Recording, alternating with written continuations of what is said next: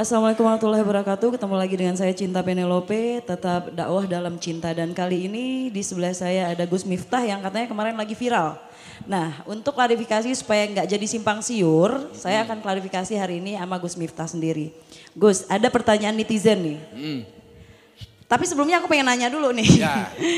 Kan Gus nih udah berdakwah seperti yang kemarin di video viral itu udah hampir 15 tahun ya. Di Sarkem 18 tahun, di kafe 14 tahun. Nah, itu. Termasuk salon-salon plus yang ada di Jogja. Salon plus itu apa? Puskesmas. Pusat kesenangan mas-mas. Oke. Dan selama ini itu nggak pernah ada masalah ya Gak Gus? ada masalah, gak ada masalah. Tapi kali ini. Bahkan kita ada majelis duha di tempat seperti itu. Ya alhamdulillah, oke. Itu selama ini nggak ada masalah, tapi kali ini jadi viral Gus. Jadi masalah. Nah, apa pandangan Gus berdakwah atau sholawat di tempat, maksudnya kafe seperti itu, yang adabnya banyak yang bilang di komen ya, kalau bukannya sholawat tuh harus tempat yang, atau berdoa melafazkan nama-nama Allah itu harus di tempat yang bersih, sedangkan di sana kan jual khamar, terus tempatnya bermaksiat katanya gitu. Jadi pandangan Gus sendiri gimana gitu? Nabi Ibrahim itu dakwahnya menggunakan makanan. Pernah satu ketika Nabi Ibrahim itu masak enak banget, seperti masakannya Bunda. Bapak Ibu semuanya bisa tanya Bunda, pernahkah Gus Miftah mencacat, mencaci maki, menghina makanan yang dihidangkan oleh Bunda? Wallah nggak pernah, tanya Bunda. Kalau senang saya makan, nggak senang saya diam. Orang kok tak banting piringnya orang. Jadi ketika Nabi Ibrahim ini dakwah dengan makanan, semua orang disuruh makan. Maka kenapa Nabi Ibrahim itu gelarnya Khalilullah, kekasihnya Allah. Ternyata Nabi Ibrahim itu rajin ngasih makan orang. Lah, begitu dia makan, orang-orang dipanggil Mbak Cinta. Sini makan. Agamamu apa? Nyembah siapa? Allah. Kamu makan, silakan. Datang lagi. Kamu nyembah siapa? Allah. Ayo makan. Kamu nyembah siapa? Allah. Ayo makan. Terakhir ada orang datang. Set. Kamu nyembah siapa? Kamu nyembah Allah enggak? Enggak. Saya enggak nyembah Allah. Enggak usah, kamu enggak boleh makan. Pergi sana. Akhirnya apa? Nabi Ibrahim ditegur sama Allah Subhanahu wa taala. Ibrahim, kenapa dia kamu usir? Jelas, yang lain nyembah Allah Tuhan. Dia tidak nyembah Allah. Apa jawaban Tuhan kepada Ibrahim? Ibrahim, yang baik dan yang buruk, yang nyembah aku dan tidak nyembah aku, semuanya adalah hambaku. Dan tiap hari mereka aku kasih makan. Lah kamu Ibrahim, cuman ngasih makan sekali saja kok kakean syarat. Terus gimana Tuhan? Kasih dia makan, walaupun dia tidak nyembah aku. Toh dia juga hambaku. Artinya apa? Akhlak yang ingin diajarkan oleh Nabi Ibrahim dan Nabi Muhammad adalah baik kepada orang baik dan tetap baik kepada orang yang tidak baik. Ya, saya ingat kata-kata Gus juga, katanya Gus hanya di dunia ini hanya ada dua orang. Hanya ada dua model. Orang baik dan orang belum baik. Belum baik, bukan jelek. Ya, saya di sini adanya di tengah ya Gus. Jangan sampai nanti saya bilangnya mepet ke sini, jangan ya. Jadi intinya untuk Gus Miftah biasa dipepeti. Jadi intinya tadi Gus pandangannya seperti itu. Tapi masalahnya ini masalah adab. Yang dipeributkan adalah masalah adab. Karena dalam melafazkan kita membaca ayat suci atau sholawat itu kan harus berpakaian. Ada adabnya. Mbak Cinta pernah nggak ketemu dokter spesialis? Pernah. Dokter spesialis itu harus senantiasa sejenis kelamin nggak? Enggak. Apakah dokter profesi itu dokter laki-laki pegangnya cuma laki-laki, dokter perempuan memegang pasien perempuan? Boleh nggak ketika memang spesialisnya itu cuma laki-laki, kemudian pasiennya perempuan, boleh nggak dokter laki-laki pegang pasien perempuan? Kalau memang cuma satu itu nggak dipegang sama dokter laki-laki, modar, nggak ada yang nangani. Lah, kenapa Gus Miftah itu masuk ke dunia seperti itu? Apakah ini melanggar adab? Adab menurut siapa? Karena Al-Quran mengatakan ud'u ila sabili rabbik, serulah kepada jalan Tuhanmu. Yang diseru itu bukan orang yang baik. Orang yang belum baik diseru supaya menjadi baik. Amin. Kalau mbak-mbak kafe itu malam minggu paling tak suruh ke sini, nggak mungkin mau, wong mereka kerja. Apalagi malam minggu itu pasti malam yang paling rame untuk mereka. Nggak mungkin datang. Tapi saya acungi jempol 5 sama mbak-mbak Sarkem. Nggak cuma 4, 5. Siji, loro, 3, 4, siji ini golek dhewe. Mereka mau datang mbak ke sini mbak. Dari Sarkem dan teman-teman WTS itu mereka nyewa bis mbak, datang. Walaupun setelah itu mereka kembali bekerja. Tapi kita tidak boleh menjadi hakim bagi mereka. Kenapa? Alaihissallah bi'ahkamil hakimin. Yang berhak menjadi hakim adalah Allah. Lah kenapa adabnya Gus Miftah sampai masuk ke sana? Karena nggak ada satupun orang yang mau datang ke sana. Kalau kemudian netizen tanya sama Gus Miftah, ini mbak, yang barangkali Mbak Cinta nanti harus sampaikan. Kalau ada netizen tanya sama Gus Miftah, oh Gus Miftah ngaji di kafe itu karena motifnya ekonomi, karena duit dan lain sebagainya. Tanya Mbak Sarkem, Gus Miftah pengajian 18 tahun di Sarkem, konsumsi bawa sendiri, nasi bawa sendiri untuk mereka. Gus Miftah bagi mukena, Gus Miftah bagi sajadah, bagi Al-Quran. Nggak pernah dapat apa-apa, justru kita yang kasih mereka apa-apa. Supaya apa? Supaya hijrah ke jalan Allah Subhanahu wa Ta'ala. Kowe kudu iso ngono kuwi le ra ini. Ada lagi Mbak? Ya, ada lagi pertanyaan. Yang lebih pedes pertanyaannya apa? Aduh, saya takut nih, saya di kampung Gus Miftah nih. Oh, ntar apa-apa. Saya nggak bisa pulang. Oh, pulang. Nggak apa-apa, ntar bapak-bapak temenin saya pulang, kan bajunya sama. Cie. Bang Gasim langsung, yes! Biasa, kalau host itu biasa kayak gitu. Modus. Biasanya kan Gus Miftah nyuarakan. Nih, ada sebuah pandangan, kenapa nggak diberitahu dulu gitu, maksudnya menggunakan pakaian sopan gitu kan, setidaknya tidak ada yang namanya zina mata yang beriringan dengan sholawat gitu. Kenapa sih nggak dikasih tahu dulu Gus gitu? Begini, belum tentu orang yang melihat itu nafsu dan belum tentu orang yang tidak melihat itu tidak nafsu. Banyak orang di kamar sendiri, nggak lihat apa-apa, tidur begini, tapi otaknya kemana-mana. Contohnya gue toh, ini di kamar loh. Fantasinya kemana-mana. Tapi banyak orang yang kemudian berjumpa dengan hal seperti itu sama sekali tidak ada pikiran apapun. Mbak, kalau memang saya harus nakal, sudah 18 tahun. Alhamdulillah, jangankan kok alkohol, ngerokok pun saya tidak. Santri semuanya bisa lihat, pernahkah abah ngerokok? Enggak. Kalau kemudian orang berpikiran, alah paling ngaji di kafe habis ngaji minum. Wallah, sekalipun satu tetes pun Gus Miftah tidak pernah merasakan namanya alkohol. Jangankan alkohol, ngerokok gitu cangkemku radoyan. Enggak.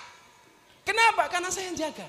Kalau saya sampai minum, saya tidak berhak ngasih tahu mereka untuk ngaji. Kenapa? Karena nggak ada bedanya saya dengan mereka. Kalau kemudian kemarin Mbak seperti itu sebenarnya nggak terlalu ekstrim seperti itu. Memang pernah sekali dua kali seperti itu. Tapi rata-rata kalau Mbak Sarkem itu ke pengajian Mbak, mereka juga pakai jilbab. Makanya daripada nyinyir, coba datang ke sana. Mereka tanya, Gus Miftah ikhlas nggak ngasih kami mukena atau ruku atau sajadah? Ikhlas. Syaratnya apa? Untuk sholat, jangan untuk kemul. Saya bilang begitu. Ini kan masalah sudut pola pandang aja, makanya kan aku juga hanya bisa menengahkan saja gitu. Jadi kadang-kadang mereka juga pakai, kadang-kadang tidak. Ya. Tapi yang jelas, kita tidak bisa memaksa mereka. Kalau mereka saya paksa, maka jadi ngaji. Kamu harus berjilbab. Nanti kalau ada tamu datang kamu sapa dengan kalimat Assalamualaikum. Wah, bubar tamu ini rata kok. Ya maksudnya gini loh Gus, pandangan orang tuh berbeda-beda ya, apalagi pasti netizen, ada yang gak suka. Netizen gaib. Dan ada juga yang aku lihat itu bilang, yang ngebela Gus ya di komen ya, yang dia bilang dia salah satu, kalau nggak salah namanya Dennis. Dia salah satu murid Gus yang dulunya juga sadarnya di... Sudah ini saja. Komplit, lihat ini lih, iki. Mana? Iki. Ada orang ya? Ini lebih sadis daripada itu. Mana? Ini lih. Naik panggungnya lih, ini munggah panggung nih, ngenteni apa lih. Ben ngerti. Ini lih, munggah panggung lih. Sini sih nggak apa-apa lompat. Kowe kaya lompat nggo kulkas kan lho. Berarti maling. Ini namanya Mas Zulham. Ya. Mas Zulham. Siap, Mas. Ini dulu dunianya malam. Keamanan kafe-kafe. Bikinannya minum. Alhamdulillah bertobat. Kalau dulu ditanya pernah baca orang, tanya sendiri, pernah baca orang nih? Apa boleh? Taman kayak gini. Wis masa lalu. Tak tanya dulu, pernah di penjara berapa tahun? 3 tahun. Pernah di penjara 3 tahun. Waktu itu kasusnya apa, Le? Apa boleh? Nggak apa-apa Mas. Udah aman. Penting pernah baca uang atau apa gitu aja. Pernah baca orang. Pernah baca. Di penjara 3 tahun. Nah. Kemudian jadi keamanan kafe berapa tempat? 2 tempat. Sekaligus. Sekarang setelah kamu kenal Abah, kamu ikut ngaji Abah, kamu masih kerja di kafe nggak, Le? Kenal Abah di kafe atau kenal Abah di... Dia datang ikut ke pengajian. Oh, datang ikut termasuk pengajian. di tempat prostitusi itu. Okay. Karena dia mikir, masa sih di tempat seperti itu ada ngaji, dan dia datang alhamdulillah dapat hidayah. Dan gaji kamu dari 2 kafe itu dulu kamu tinggal? Kamu sekarang kerjanya apa? Yo, alhamdulillah ada-ada aja. Ada-ada saja. Meninggalkan 2 tempat gajinya tiap bulan ada. Sama, saya juga kayak gitu. Alhamdulillah. Nah, sama. jodoh, Meninggalkan kan? yang dibenci Allah untuk atau yang jangan-jangan jodoh Allah. Nih malah. Masya Allah. Ini enggak dari Padang ceramahnya jodoh. Jadi ini bukti konkret, Dan masih banyak. Hari ini anak-anak kita Laskar Jogja yang datang ke Lombok membawa bantuan untuk teman-teman gempa bumi, itu mereka semuanya bertato. Semuanya mereka peminum. Alhamdulillah mau ikut ngaji, hari ini mereka menghantar sumbangan untuk teman-teman di Lombok. Masya Allah. Subhanallah. Tepuk tangan untuk mereka. Mukanya diketokke. Iki. Nah, iki. Iki mbiyen gaweane mbacoki wong, saiki mbacok atine wong kan melu ngaji. Jatuhnya rasa cinta, mahabbah. Ini sama seperti Mas Denis ya, Mas Denis juga mengaku lebih parah dari Denis. Tapi Denis itu benar-benar sadarnya pada saat Gus ceramah di dalam sana katanya. Kalau nggak salah saya. Kalau kemudian orang bertanya begini, apakah Gus supaya mereka mendapatkan hidayah? Hidayah itu urusannya Allah, ya, bukan benar. urusan saya. Tapi hidayah itu harus dijemput, harus dikejar. Harus dijemput. Ya, benar. Kalau kemudian wasilahnya gara-gara saya, itu urusan Allah. Ya karena kalau Denis sendiri nih Gus, makasih ya Mas. Ya, kalau Denis sendiri waktu zaman saya masih jadi penyanyi, kalau nggak salah saya juga pernah nge-DJ di salah satu klub yang Denis kerja. Dan makanya tadi saya cari tahu Denis, ternyata saya kenal Denis salah satu manajer di klub itu dan dia pernah manajerin saya dulu. Dia bilang apa? Iya saya baca di kalimat di komennya dia bilang dia sadar dan sekarang hijrah dan sekarang di pesantren ini akibat gara-gara waktu itu Gus pernah selawatan di klub itu juga katanya. Ya. Alhamdulillah. Dan Mbak Sarkem juga kita selawatan. Di Sarkem itu Mbak, itu kadang acaranya sholat isya, kemudian kita tahlilan, sholawatan, kemudian pengajian tanya jawab. Oke, tunggu aku mau nanya sedikit Gus, mumpung aku ingat ya. Apa? Ini pertanyaan dari aku pribadi. Gus pada saat sholawatan itu bener kayak kemarin di Bali ya, aku lagi di Lombok, itu Gus di Bali. Di Bose Bali. Iya Bose Bali ya kan. Itu nungguin orang pulang dulu atau orang lagi jedang-jedung Gus masuk? Itu memang sengaja kita kumpulkan. Kalau pengajian itu kita kumpulkan, baik karyawan maupun mereka tamu yang mau datang. Di jam berapa? Itu sebelum acara. Sebelum acara? Sebelum acara dugem. Oh sebelum acara dugem. Oke, berarti nggak jedung-jedung. Jadi sebelum mereka dugem, dunia gemerlap, kita dugem dulu, duduk gemetar. La ilaha illallah. Ya ini sebenarnya ini pertanyaan yang hampir sama seperti tadi Gus ya. Cuman ini dari netizen juga masih tetap menanyakan ini. Kalau tempat itu tergolong tempat yang terdapat najisnya, lalu melafazkan kalimat Allah dan salawat di dalam sana. Sebagian pandangan menyamakan itu dengan seolah melafazkan kalimat Allah di dalam kamar mandi. Gimana tuh menurut Gus? Mbak Cinta pernah masuk toilet? Pernah? Kalau masuk toilet itu doanya apa? Belum belajar. Allahumma inni a'udzubika minal khubusi wal khobais. Allahumma. Yang namanya doa masuk toilet itu doa dulu baru masuk. Setelah kita selesai buang hajat, ada nggak doa keluar toilet? Ada. Kalau ada doa keluar toilet itu membaca dulu baru keluar atau keluar dulu baru membaca? Membaca dulu. Tapi kan baca dalam hati Gus. Apanya? Bacanya dalam hati bukan? Membaca doa ketika keluar dari toilet itu tidak harus sirri. Begitu kita mau keluar, alhamdulilladzi adzaba ma yu'dhini wa abqa fi ma yang fauni sambil keluar. Itu boleh. Boleh. Itu boleh.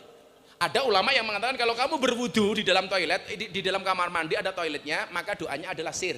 Ada yang mengatakan seperti itu. Yeah. Ada yang kemudian kita keluar dari kamar mandi berdoa, alhamdulilladzi adzaba anil adza. Itu boleh. Boleh ya? Boleh. Yang tidak boleh itu berlebih-lebihan Mbak. Mentang-mentang malam ini mau selawatan di Pantai Oraji, lupa dengan syairnya mandi sambil duduk di toilet, ngingat-ingat sholawatnya. Sholatullah salamullah, itu nggak boleh. Itu namanya berlebih-lebihan. Oke. Lebay. Nih lebay ada salah satu murid lagi nih Gus ya, salah satu murid dari guru Gus. Yang salah satu murid dari guru Gus piye. Iya, jadi Gus punya guru katanya dan dia salah satu dia salah satu murid juga gitu, tapi murid baru. Gus kan senior, dia masih junior. Cuman dia ada dengar kabar gurunya ini sayang sama Gus, tapi Gus ini agak nakal katanya. Nah, itu gimana? Kira-kira Gus tahu nggak siapa gurunya? Lah kalau Gus emang nakal. Kalau nggak nakal nggak mungkin mereka cinta sama Akyu.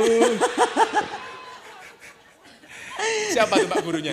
Iya saya nggak tahu, dia cuma nulis di komen itu. Dia itu Gus Miftah itu adalah gurunya itu sama dengan saya, tapi guru saya bilang kalau Gus itu agak nakal, tapi guru saya sayang sama Gus. Kalau saya itu nakal dari SMP Mbak. Dari SD udah nakal. Jadi kalau kemudian ada orang, oh dasar Ustadz nakal, emang nakal. Karena binaan saya santri-santri nakal. Bagaimana saya mau nangkap maling kalau saya tidak tahu ilmunya maling. Yang nempokin banyak, aku takut pulang. Tunggu, ini ada pertanyaan agak pedes sedikit ya. Agak berani nggak ya? Berani. Bu, ini pertanyaan dari netizen ya Bu, bukan dari saya. Nggak apa-apa ya. Santai, mereka itu orang-orang yang besar dadanya. Artinya baik hatinya. Amin, amin. Kempes.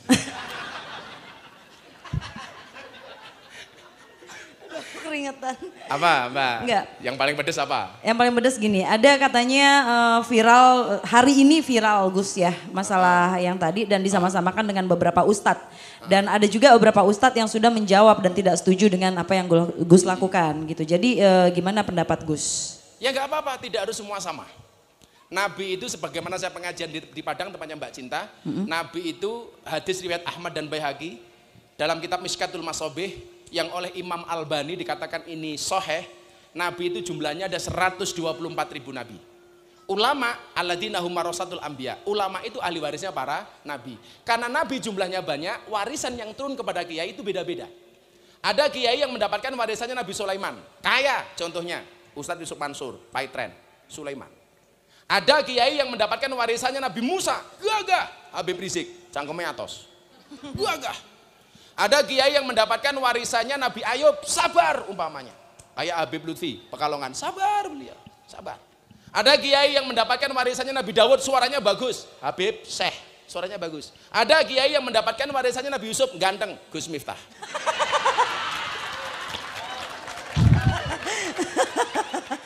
Lah, orang itu Mbak, itu punya spesialis masing-masing. Kalau saya diminta jadi seperti Ustadz Abdul Somad, lah saya itu apanya Ustadz Abdul Somad? Beliau orang luar biasa, orang yang alim alamah. Ya pasti saya tidak bisa seperti Ustadz Abdul Somad. Kalau saya kemudian berdakwah dengan cara Ustadz Adi Hidayat, beliau ahli Quran, ilmunya matang dan luar biasa. Kalau saya diminta seperti Habib Rizik, jelas nggak bisa. Walaupun muka saya juga sangar seperti Habib Rizik. Enggak.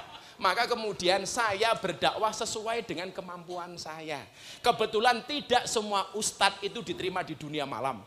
Saya seringkali membawa teman ustadz masuk ke dalam, ditolak mentah-mentah sama mereka. Satu ketika ada ustadz dari Jakarta masuk ke Sarkem. Gus, ini bisa nggak ngaji? Silahkan, tapi saya nggak bisa mendampingi karena saya ada ngaji di Jawa Timur. Begitu saya sampaikan ke Bapak Sarkem apa? Kalau nggak ada Gusnya nggak usah ngaji ke sini. Saya tanya sama mereka, kenapa kok sampai seperti itu? Karena setiap kali ada ustadz datang kemari, kami hanya dihakimi. Tidak bisa mengambil hati kami sebagaimana yang diajarkan oleh Gus kepada kami. Itu. Jadi gimana ibu-ibu? Teruskan perjuangan? Terus ya?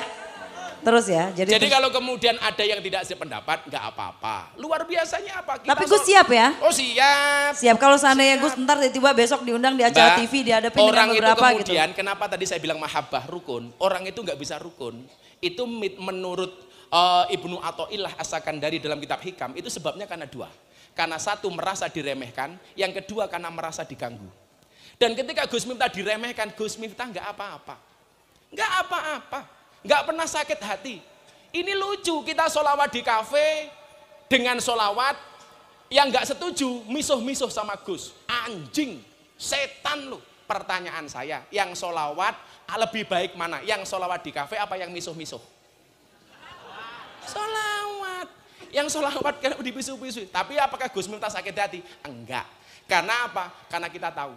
Uang 100.000 itu walaupun diinjak-injak kayak apapun itu tidak mengurangi nilainya. Uang yang 1.000 rupiah walaupun dinaikkan melalui layang-layang tetap saja dia tidak bisa lebih dari 100.000. Coba saya tanya sekarang. Ini Mbak, ini pelajaran sama Mbak Cinta. Coba saya tanya, ibu-ibu pilih mana? Uang 100.000 dikencingi kambing atau uang 1.000 disiram minyak wangi? Anda pilih mana? Uang 1.000 minyak wangi atau uang 100.000 karena dikencingi sama kambing? Tetap milih 100.000 walaupun ada kencing kambingnya 100.000.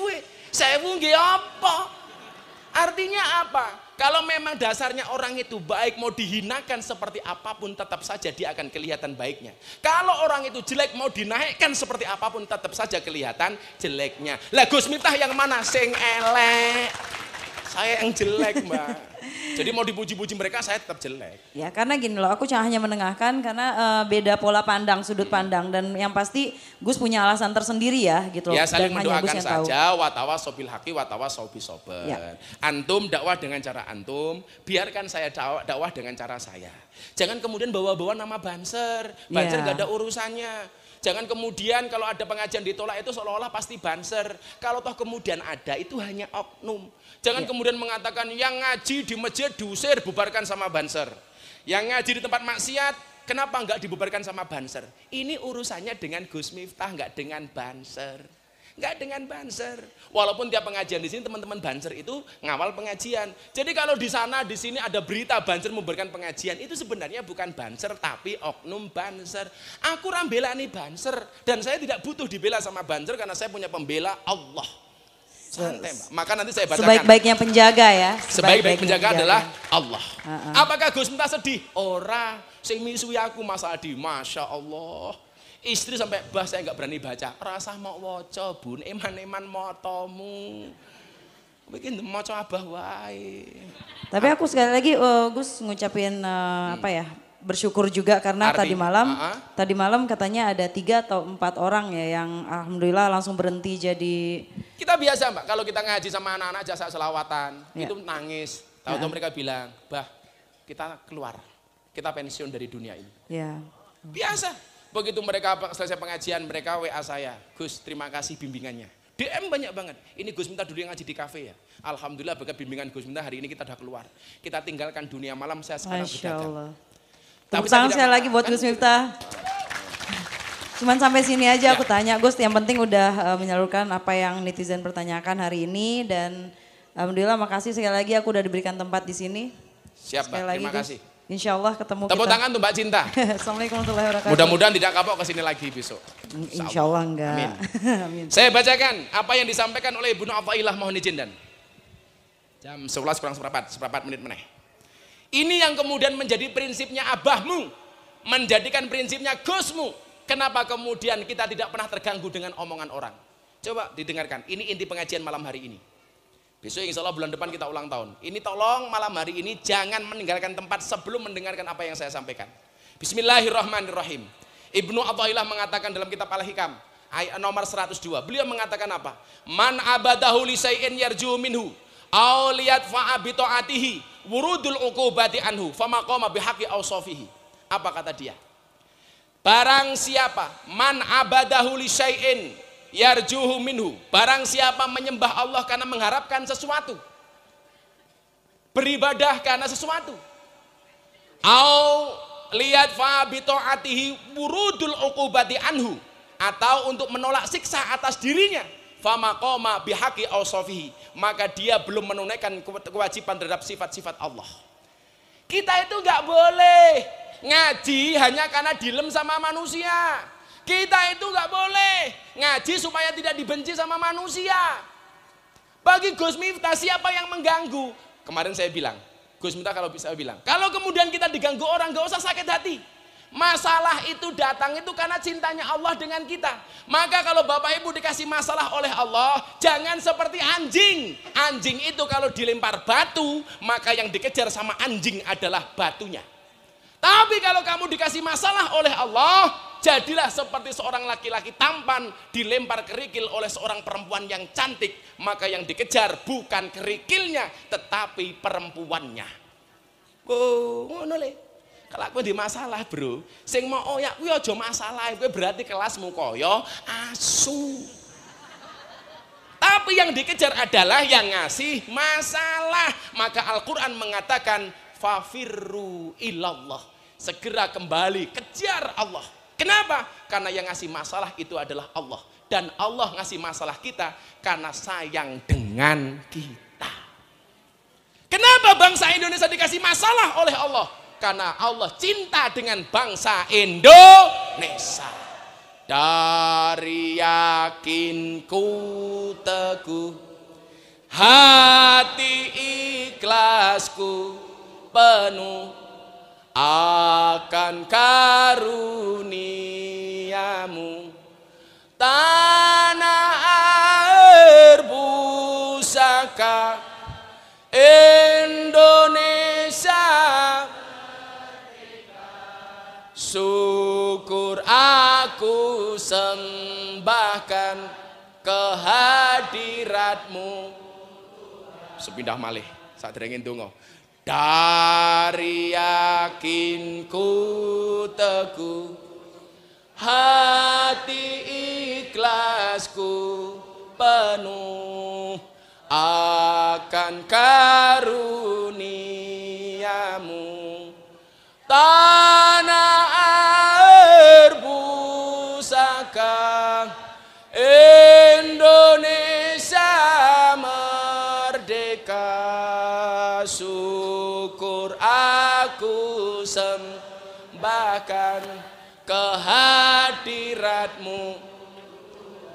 Uripe slamet, matine slamet.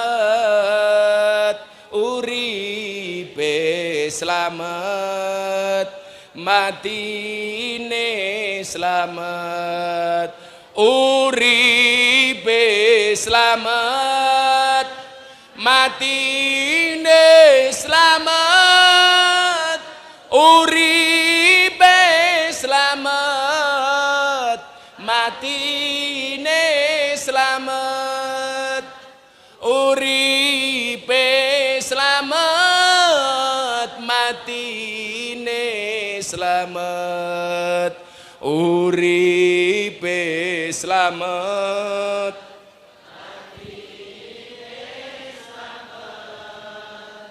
uripe slamet, matine slamet. Hayatu salam, mautu salam. Hayatu salam, mautu salam. Hayatu salam, mautu salam. Hayatu salam, mautu salam. Hayatu salam, mautu salam. Hayatu salam, mautu salam. Hayatu salam, mautu salam.